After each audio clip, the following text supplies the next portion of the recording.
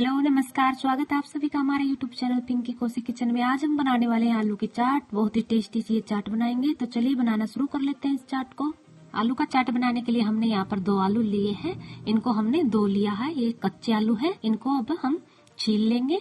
देखिए हमें इसका बारीक सा छिलका उतारना है। आप चाहो तो इसको उबालकर भी ले सकते हो, तब भी इतनी ही टेस्टी रेसिपी बनेगी। तो अब हमें धोकर इसको कट कर लेना है। कट देखिए किस तरह से करना है। पहले हमें एक एक गोल पीस से कट कर लेने हैं।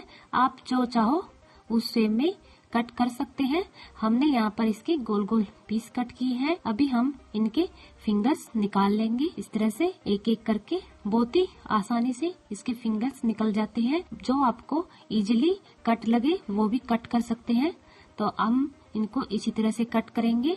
बहुत ही टेस्टी सी ये रेसिपी बनती है। इस तरह से कट करके बनाते हैं तो हम कट करके इनको इस तरह से तैयार कर लेंगे।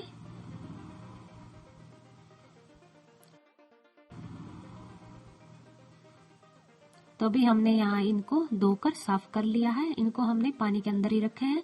तो चलिए अब इनको बनाना शुरू कर लेते हैं। बनाने के लिए हमने गैस पर यहाँ एक पैन को रखा है। आप कोई भी ले सकते हो बर्तन। इसमें हमने व्रत वाला तेल डाला है, मूंगफली का। अभी इसमें हम डालेंगे ये धनिया सीड्स।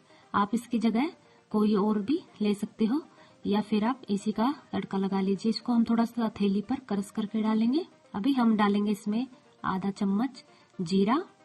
इन दोनों चीजों को अच्छे से तड़कने देंगे। साथ में ही अब हम डालेंगे मिर्च और अदरक का पेस्ट। आप इसमें कोई भी और चीज ऐड कर सकते हो जो आप व्रत में खाते हो। अभी हम इनको मिक्स कर लेते हैं।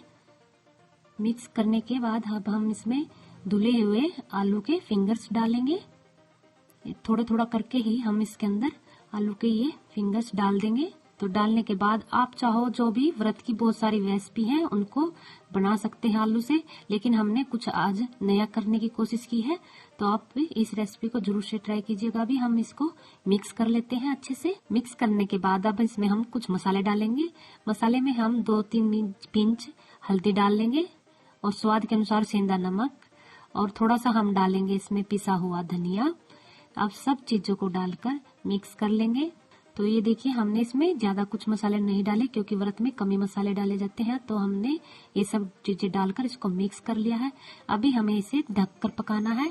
इस तरह से मिक्स करने के बाद तो अभी हम इसको थोड़ी देर के बाद चेक करेंगे। तो ये देखिए हम 2-3 मिनट के बाद इसको चेक कर लेते हैं। और ये देख सकते हो आप हमारे आलू अच्छे से पक चुके हैं। अभी हम इसको एक स्पैचुला की सहायता से चेक करेंगे, एक फोक की सहायता से इस तरह से दबाकर देखेंगे हमारे आलू पक चुके हैं या नहीं। तो ये बहुत अच्छे से पके हुए हैं, यानी कि अच्छे से कुक हो चुके हैं। अभी हम इन्हें सर्व कर लेते हैं। यहाँ पर हमने प्लेट ली है, प्लेट में हम इसको सर्व करेंगे। तो मैंने यहाँ इसको सर्व कर लिया। आप इसको चटनी के साथ या फिर दही के साथ खा सकते हैं। बहुत ही चटपटी सी ये रेसिपी है, खाने में बहुत टेस्टी है। इसको थोड़ा और चटपटा बनाने के लिए हमने यहाँ पर इसको नींबू के साथ सर्व किया है। आप ऊपर से थोड़ा सा नींबू भी निचोड़ सकते हैं, या बगैर इसको नींबू के भी खा सकते हैं। तो आपको कैसी लगी रेसिपी मुझे कमेंट में जरूर बताइएगा। तो आप इसको जरूर से ट्राई करें, और रेसिपी पसंद आने पर रेसिपी को लाइक शेयर जरूर करें, और चैनल पर नहीं तो चैनल को सब्सक्राइब कर ले। तो मिलते हैं एक और नई वीडियो के साथ। तब तक के लिए बाय, धन्यवाद एंड टेक केयर।